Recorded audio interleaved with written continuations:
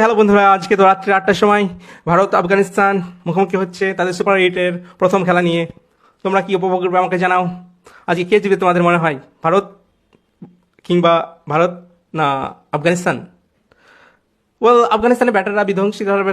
গুরবাজ সিং যদি টিকে যায় তারা তো ভারতের খবর আছে আজকে। ভারতের ব্যাটারও টিকে গেলে আফগানিস্তানের খবর আছে।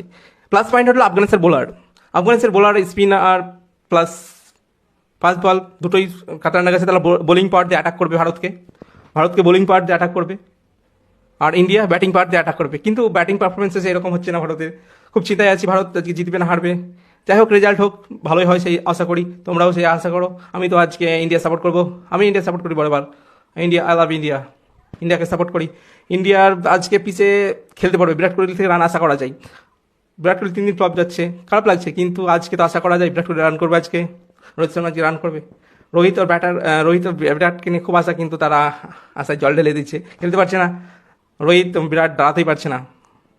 দেখা যাক আজকে ভারত কত রানে লিড দেয়, না ব্যাট করে আগে না বল করে আগে। আফগানিস্তান টস জিতে গেলে কিন্তু আফগানিস্তান আগে বল করার সিদ্ধান্ত নেবে আমার মনে হয়। দেখা যাক কী করে। ভারত আগে ব্যাট করে না আফগানিস্তান ব্যাট করে। আফগানিস্তান ব্যাটার গুরবাজ নবী এসব টিকে গেলে খুব খবরই আছে ভারতের আজকে। ভারত যদি আজকে হেরে যায় খুবই খারাপ লাগবে। ভারত হয়তো বিশ্বকাপ থেকে দেখা যাক, এখনো কি বলা যায় না এখন কি হবে। আজকের ম্যাচটা অবশ্যই